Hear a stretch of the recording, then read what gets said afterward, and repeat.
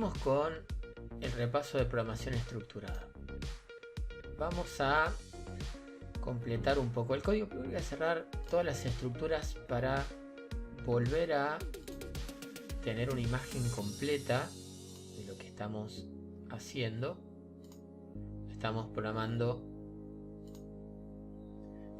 esto.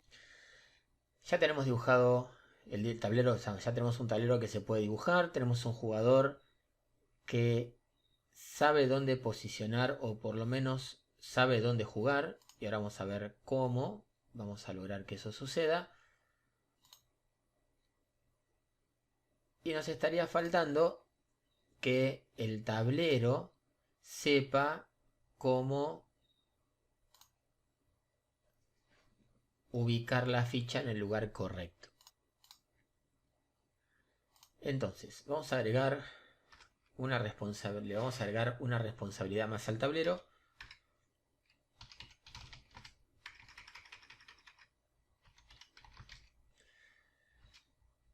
Este caso no va a devolver nada. Vamos a llamar colocar ficha. Y a esto le voy a pasar un string, que es la posición donde yo quiero que coloque la ficha, y la ficha que tiene que colocar. Por como tenemos todo armado, esto va a ser muy sencillo, porque simplemente vamos a tener la posición, que como está en string lo tenemos que convertir a números.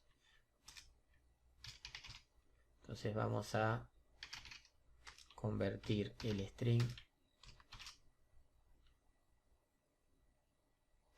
en un número, y después en el tablero vamos a agregar la posición y le vamos a decir en esa posición que ponga la ficha.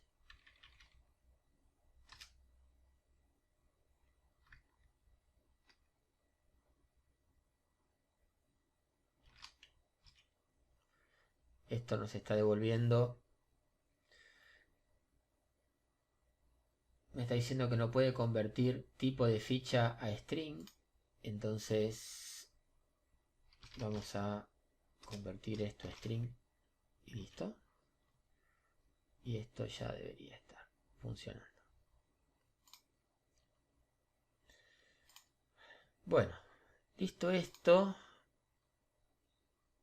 vamos a continuar programando. Obviamente, si el jugador decide dónde colocar la ficha y el tablero es el que, teniendo esa información, coloca la ficha en el lugar correcto, debería haber alguien que se encargue de decirle al jugador que tiene que elegir un lugar y decirle al tablero que debe colocar la ficha que fue seleccionada en la posición que fue elegida. Y obviamente esa responsabilidad la tiene el controlador. Entonces lo que vamos a hacer es, en el actualizar, que yo obviamente voy a sacar esto, que ya no lo necesito. Acá vamos a llamar, lo voy a hacer forzado. En el primer caso voy a trabajar con un jugador solo. Entonces voy a llamar a lista jugadores en la posición 0. Voy a traer al primer jugador y voy a tratar de recorrer la interfaz de ese jugador. Vamos a ver que acá me está mostrando solamente la interfaz de un tipo de dato object, no de un tipo de dato jugador. Eso se debe a que el ArrayList está trabajando con un tipo de dato que es object. Entonces, por más que yo esté guardando un jugador que también es un object, acuérdense de los videos anteriores que todos los tipos de datos derivan de object, por eso lo puedo guardar. En este caso no lo está reconociendo como un jugador. Entonces lo que voy a tener que hacer es una conversión. Voy a tener que decirle que voy a convertir este object en un jugador. Fíjense que igual me sigue trayendo la interfaz de object. Eso se debe a que al poner punto me trae solamente la interfaz de esta parte del código. Yo quiero que me traiga la interfaz de todo esto. Entonces, para que eso funcione, vamos a hacer lo siguiente. Vamos a encerrar todo entre paréntesis y acá me está trayendo la interfaz del jugador. Entonces vamos a llamar al jugador, no, jugador ficha no, vamos a llamar a jugada, esto me tendría que estar devolviendo un string, que es la posición de la jugada. Y ahora le voy a decir al tablero que coloque la ficha en el lugar que corresponde. Y acá me está pidiendo dos cosas. Por un lado me está pidiendo la posición, que esa lo tengo. Y después me está pidiendo la ficha del jugador.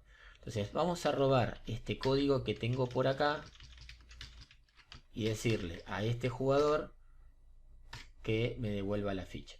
Que el dato lo tenemos ahí. Por ahora vamos a poner esto en false para que no termine.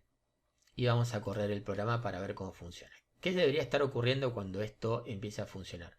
Debería mostrarme el tablero, debería pedirme el valor de la jugada, debería colocar la ficha del jugador en esa posición y esto se va a repetir, porque como le pongo un false y esto nunca termina, esto se va a repetir casi hasta el infinito. Lo voy a tener que cortar a la fuerza. Vamos a probar para ver si esto está funcionando bien.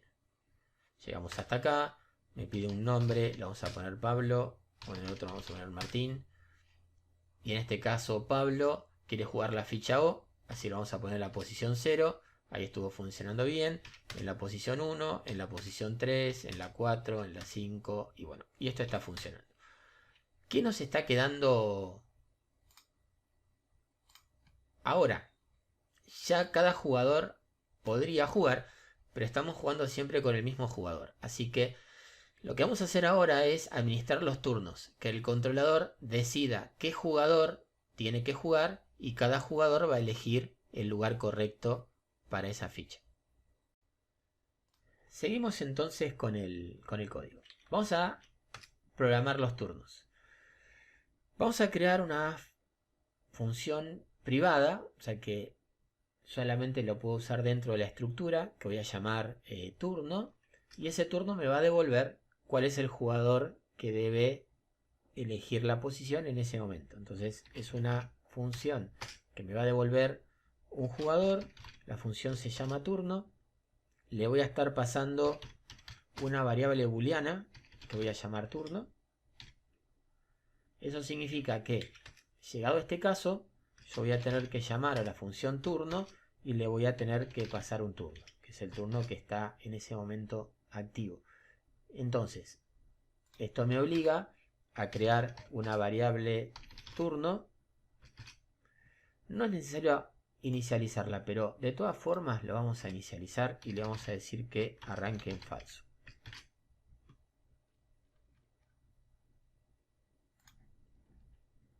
Bien, esto me va a estar devolviendo un jugador.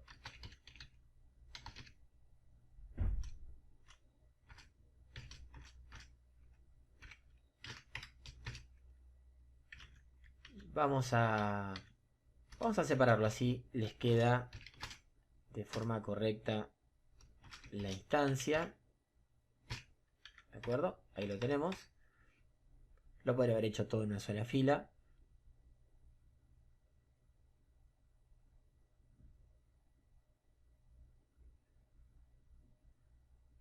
Perfecto. Entonces vamos a programar nuestro turno. ¿Qué vamos a hacer? Lo que vamos a hacer es lo siguiente. Que cuando es verdadero le toca a un jugador. Y cuando es falso le toque a otro jugador. Entonces, vamos a hacer así. Yo le voy a sacar esto.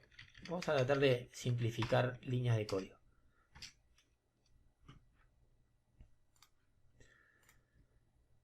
Vamos a crear acá una instancia de jugador.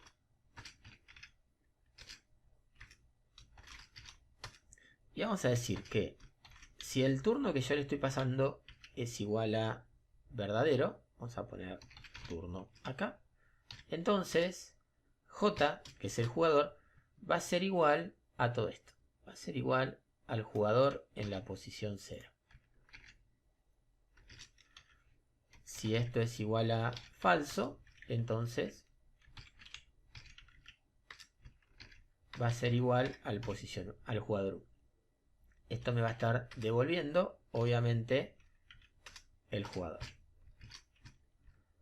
Lo que vamos a hacer, obviamente, es cambiar el turno. Vamos a decir que el turno es lo contrario. Pero acá tenemos un tema, ¿no? Porque en realidad la función puede devolver solamente un valor. Y yo estoy pasando el turno con un valor, lo estoy modificando y al volver yo tengo que mantener ese valor. Acuérdense y recuerden la diferencia entre pasar un parámetro por valor o por referencia. En este caso lo estoy pasando por valor.